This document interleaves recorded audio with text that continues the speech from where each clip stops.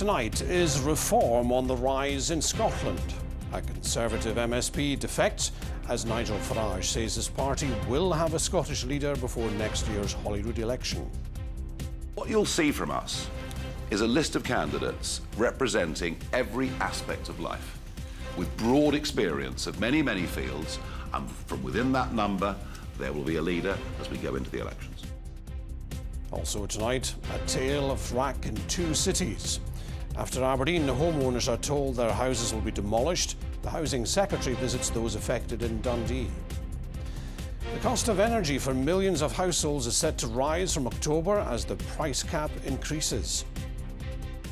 And I'm here in Bucharest with Aberdeen as they get ready to take on FCSB in the Europa League playoff. Good evening, I'm Norman MacLeod and this is the STV News at 6, live from Aberdeen.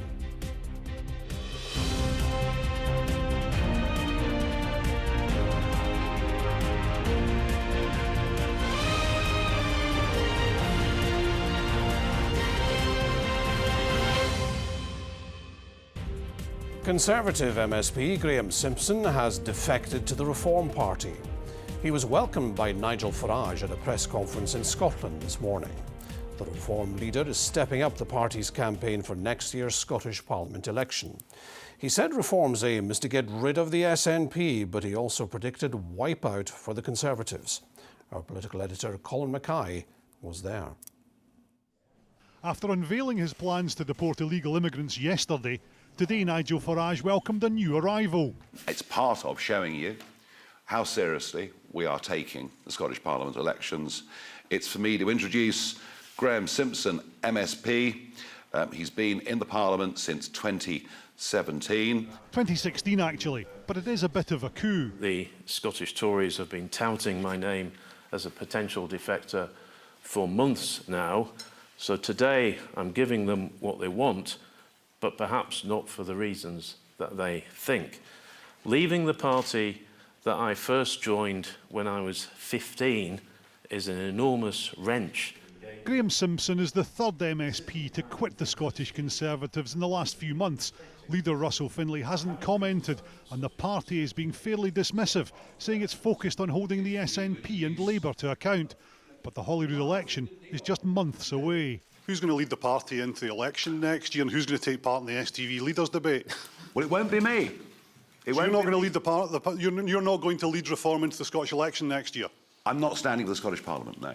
But you're not going to lead the campaign, No, so you're not going to take part in the debates. We will, of course, have a leader of our group, who will go in as leader of the group and be a potential, First Minister. Nigel Farage admitted that immigration has not been as big an issue in Scotland, but says it's getting bigger. People find it unacceptable that if they have HMOs or they have migrant hotels in their area, there is an increase in certain types of crime. And I'm just going to give you a simple fact, whether you like it or not, but an Afghan national is 22 times more likely to be convicted of rape than a British-born person. This is cultural. It's not racial, it's cultural. This is classic Nigel Farage. He's not specifically accusing immigrants of rape, but he is making the connection. He's scapegoating immigrants and asylum seekers, and he's blaming absolutely everything on them. And that's the narrative. And we know that's a very, very dangerous narrative. We know it's all lies. Rape crisis say there's no evidence to link the rise in sexual violence in Glasgow to the number of people seeking asylum. They say most attacks on women are by people they know. You're talking about keeping 24,000 illegal immigrants in MOD bases. Will any of these internment camps be in Scotland? Will any of the flights be from Scotland? And will you have to contend separately with the Scottish court system? People will be detained and deported, yes, and hopefully they'll be in those camps for a very short period of time. And I do believe that once the message gets to those who are prepared to pay thousands of euros to criminal smuggling gangs, that if you spend that money and come to the UK, you won't ever be allowed to stay. Within 2 weeks, the boats will stop coming. Immigration is reserved to Westminster, but that won't stop Reform making it an issue in next year's Scottish Parliament election. Colin Mackay, STV News. Residents impacted by potentially dangerous concrete have repeated their calls for government funding. as the Housing Secretary held her first meeting with those affected in Dundee. Mary McCallan visited the city, where around 950 homes are known to contain RAAC, the highest number in Scotland. Yesterday, Aberdeen City Council gave the go-ahead to demolish hundreds of homes containing the material. Callum Clark reports. They are two cities at the centre of Scotland's RAAC plight. Between them, nearly 1,500 homes in Dundee and Aberdeen are known to contain the potentially dangerous concrete. Many of them are privately owned, formerly council homes sold under the Right to Buy scheme and now worth a fraction of their market value. We had to go on an auction site. We eventually sold. We picked up the keys on the 1st of August to our new property. However, we had to accept an offer £45,000 below market value. Wayne heads up a campaign group for residents in Dundee affected by RAAC. Today they met with the new Housing Secretary, asking for a national fund to be set up by both Scottish and UK governments. Homeowners are responsible first and foremost. However, what I've been clear about is that where, and then councils are responsible for supporting residents, and where there are opportunities to seek flexibility with funding that the Scottish Government already provides, I will consider that.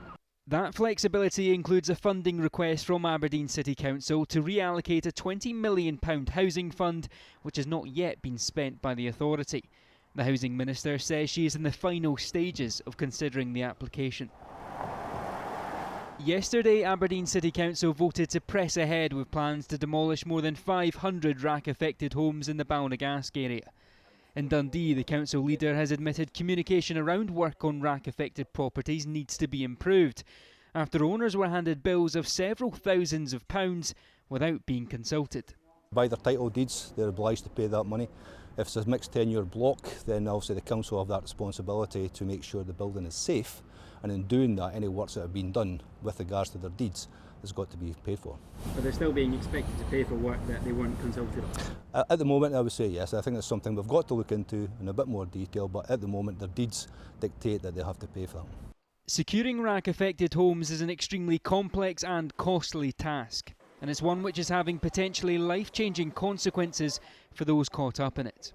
We've got a young guy who's mortgaged full market value. He paid over 90,000. He's only had his flat 2 years. Solicitors and that are advising him to go bankrupt. That's not the way we want a 21-year-old to go, to start having bankruptcy at that age. So a national fund must be created so as we have a solution for everybody at the end of the day. Callum Clark, STV News. Energy prices are set to increase from October, with the average household paying £35 more a year. Gas and electricity prices are to rise more than expected as Ofgem announced a new price cap. Charities say it's another blow for those needing help. Well, Hayley is here in the studio. The colder months lie ahead. How significant is this increase?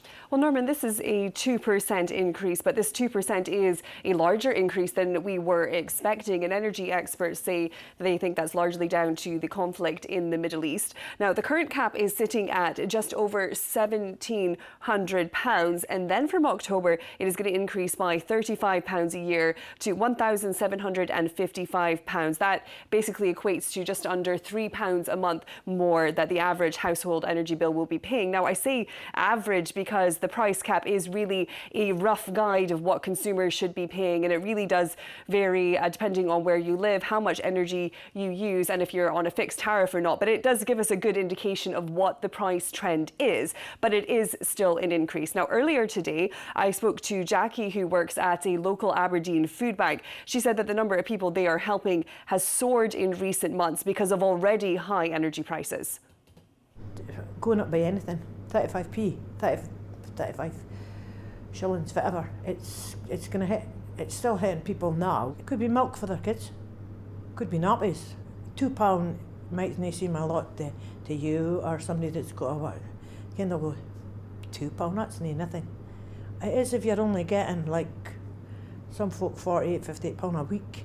So charities like Jackie's Norman are extremely concerned about this rise going into the colder months. She said that only a matter of a few months ago, somebody came in asking for candles because already they couldn't afford their energy bills. We put these issues to the government, who say support will be available for those who need it this winter. We're also taking action as a government to support the most vulnerable households this winter. So more than 2 million more households will receive £150 in the Warm Homes discount to make sure that those who will struggle to pay bills the most get the support to do that. But everything we're doing as a government is to move as fast as possible to remove that volatility of gas prices. Now, how do people get the best deal? Well, that, I guess, is the million-dollar question here. Fixed tariffs could be a good option. That's certainly something that Ofgem pointed to today when they made this announcement.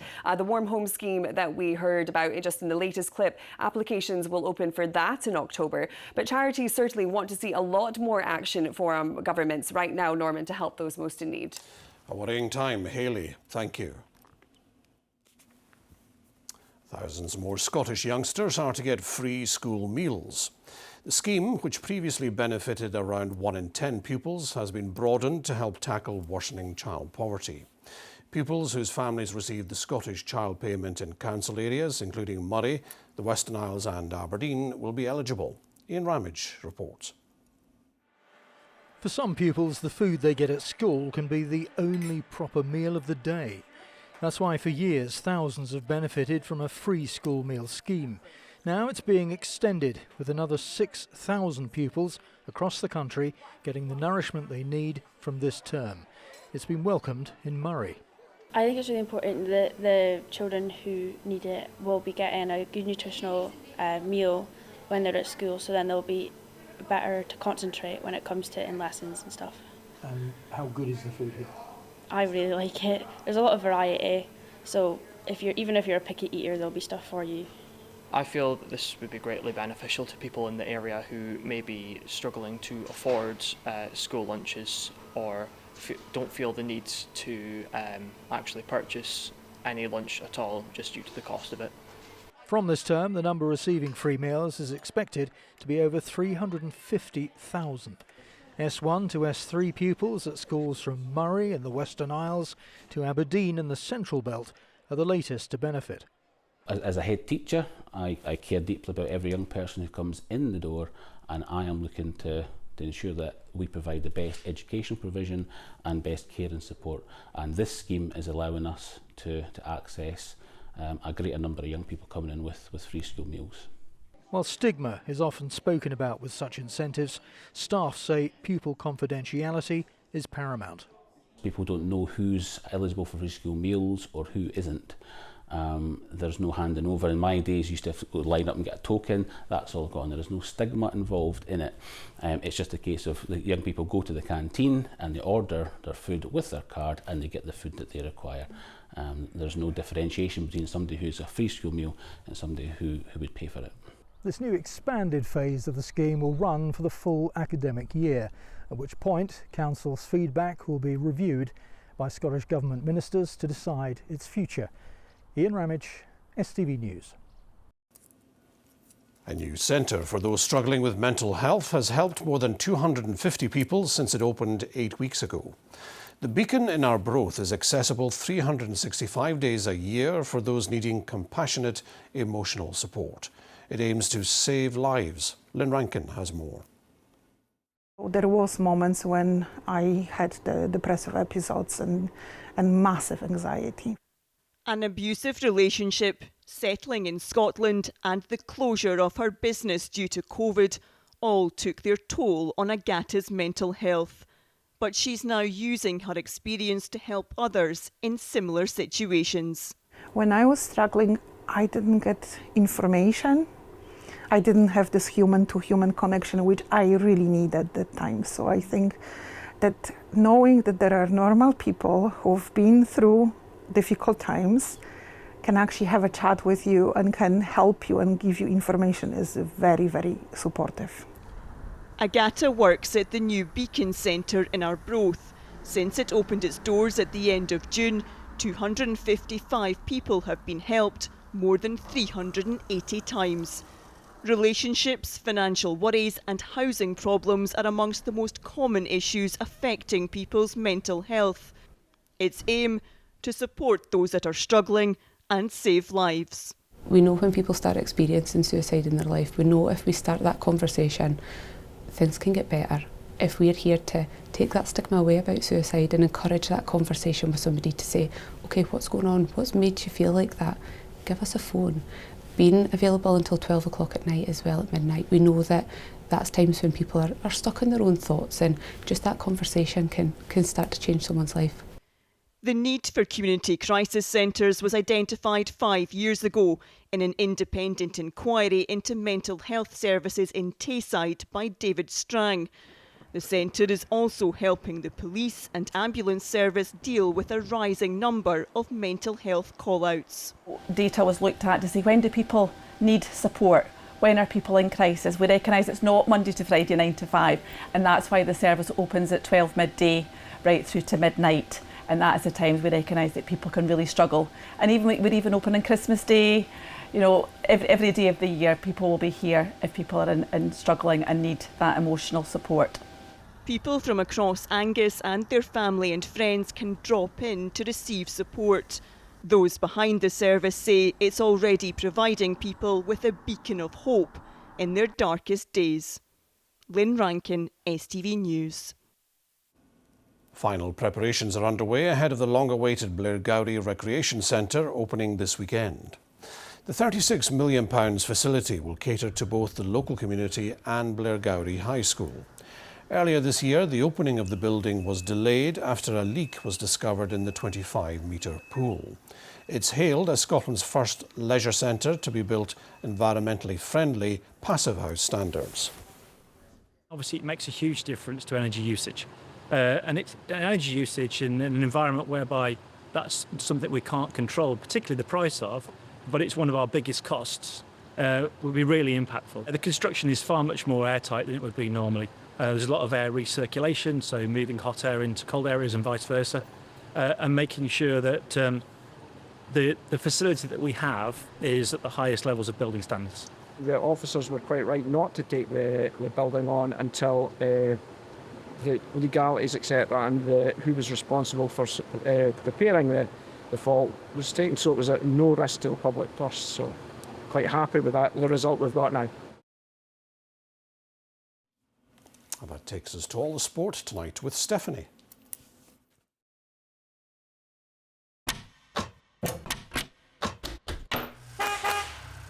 STV Sport, sponsored by the C.R. Smith Summer Sale. A very good evening to you. Aberdeen have arrived in Bucharest ahead of their Europa League playoff. The Dons head into tomorrow night's second leg against FCSB on the back of a 2-2 draw from the first leg, while Chris Harvey is with the squad in Romania. Oh, Stephanie, the fans here have travelled in their numbers. That is absolutely guaranteed. The Dons in Europe, I think there's more than 1,000 here in the old town of Bucharest already for tomorrow night's second leg of the playoff round of the Europa League. Finally poised, as you said, at 2-2. Can they do it? There's a huge confidence amongst the travelling support that yes, they can. Bucharest is a city of contrasts. From the incredible communist-era palaces and government buildings to the picturesque cafe-lined streets of the old town, where around 1,000 travelling Dons fans have made their home for the next few days. And despite a few travel travails, they're settling in nicely. Oh, and it's roasting hot. 4-2 the Dons tomorrow night. Confident. He's brave. I'll take 1-0. I'll take a 2-0. I think they're very beatable on their performance. Might be a different story over here, but up our game, we can do it. It'd be really nice to see them go through. The shock, cup final, it ended a good season from a bad season, but now, I don't know, you never know. Well, as you can see, the players are getting a taste of the national arena here, the home of FCSB in Bucharest, ahead of tomorrow night's vital Europa League playoff second leg. There were a couple of hiccups in concentration last week at the Tawdry. They both resulted in goals. Jimmy Tulin says this time, though, his players are ready. For us now is to try to get through to the Europa League, the group stage. And we have done well last season, win the cup, so we get this opportunity to be in this playoff. And the first game was a draw, so now is everything on the game tomorrow, and is the winner takes it all. So no regrets after the game. Give everything you have. And we'll find out if they are ready at full time tomorrow night. Chris Harvey, STV Sport, Bucharest. Well, Aberdeen will be hoping to do better than Celtic last night, and Brendan Rodgers admits Celtic have missed a huge opportunity after crashing out of the Champions League. The Parkhead club were eliminated by Kairat Almaty following a penalty shootout after both legs finished goalless. With more, here's Raman Bardwaj. And Maeda is foiled by a heroic home goalkeeper. Down and out. After a dire display, Celtic's Champions League dream disappeared in the Almaty air. The squad arrived back in Scotland this morning after their embarrassing exit from the tournament. It was a poor game, I felt. That's just a shame, because last year we made some great strides. You know, I've said before, we had a hint of what we could do at the level, and with the greatest respect, this was a great opportunity for us to be back there. But sadly we won't be. And that's because Celtic didn't hit the levels required, and that too with so much at stake. And it's been wasted. The defeat means Celtic have missed out on a prize pot of around £40 million. They were dumped out of the Champions League by a team ranked 315th in UEFA's coefficient rankings, while Celtic are 56th. Kairat's squad is valued at just over £10 million. Celtic's is valued at more than £100 million. So why have Celtic failed? Is it due to a lack of investment in the squad, or should Brendan Rodgers and his players shoulder some responsibility? The biscuit tin's back. We used to call it years ago, biscuit tin. It's back again. Just win it and lock it up. They've not got a striker. Simple as that. They ain't got a decent striker. Penny pinching at the top level. No view of the future. He's not getting the money from the board to buy these players that he wants to buy. But regardless, the team that Celtic has should be able to thrash a team like that. Celtic now drop into the Europa League. Small consolation for a club that played in the Champions League the previous 3 seasons. A disappointing night for them while still on the European stage, and Rangers need a big result in Belgium tonight if they're to qualify for the Champions League. They trail Club Brugge 3-1 from the first leg at Ibrox, but manager Russell Martin insists their hopes of qualifying remain very much alive. I'm excited about it. I think we have a real chance to come here and attack it. And every team will have a plan, so it'll be interesting to see what their plan is, and I'm sure it'll be to try and build on their margin. They're a good team, we know that. I think they felt we were a good team in the second half, and I hope we put enough good moments together in that second half to make sure that they have a little bit of fear of what's to come. A big night for Rangers, and we'll have more from Chris in Bucharest in tomorrow night's programme. Do join us then if you can, but that's all from me for tonight.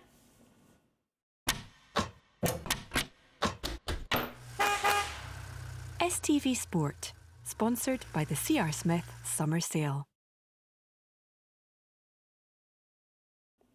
Well, let's turn to the weather now. And Sean, I don't think you've got good news for us for the weekend.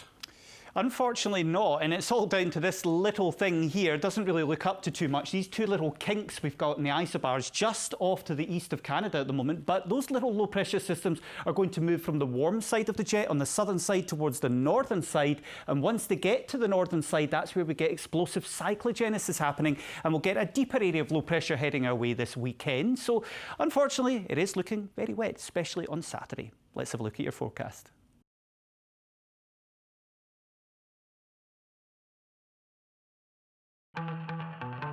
A clear start makes way for a day of ancient discoveries. TUI sponsors STV Weather. So unsettled weather because of that low pressure system. Have a look at the accumulated rainfall between now and Sunday, and you can see the brighter colours, those pink shades stretching down from the likes of Ballater and Braemar down into the South and the West Highlands. The pink shade could get about 40 millimetres of rain between now and then, and also parts of Harris, North Uist, Benbecula, Barra, especially the western side of the islands. Here we could get about 40 to 50 millimetres of rain. So that's about a week's worth of rain falling between now and the early part of Sunday. Lots of rain to come through, especially on Saturday. Now, of course, today we've seen some quite heavy rain, especially across central and western parts. That's sweeping into the northeast for a time, then clearing away. Then tonight becomes largely dry with clear spells. Tomorrow we're going to see lots of showers. It's going to be one of those days you'll have some drier spells. They'll be fairly short-lived before you see lots of showers around. In the afternoon, the morning, dry, sunny around the northeast of the country, but here we'll see those showers developing in the afternoon, but most frequent in western parts of the country. Best of the weather tomorrow, Orkney, we're going to do pretty well. Plenty of dry weather and blue skies around. On Friday, again, it's probably Orkney, Caithness, also Lewis and Harris, where we'll see the best of the drier, sunnier weather. Lots of showers across the mainland, and again, some of those could be heavy and thundery. And the weather remaining showery on Saturday, but we'll see a longer spell of rain coming into the west later on. Bye-bye. TUI sponsors STV Weather. And that's where we have to leave it for this evening. I'll be here at the later time of 5 to 11. Have a good evening.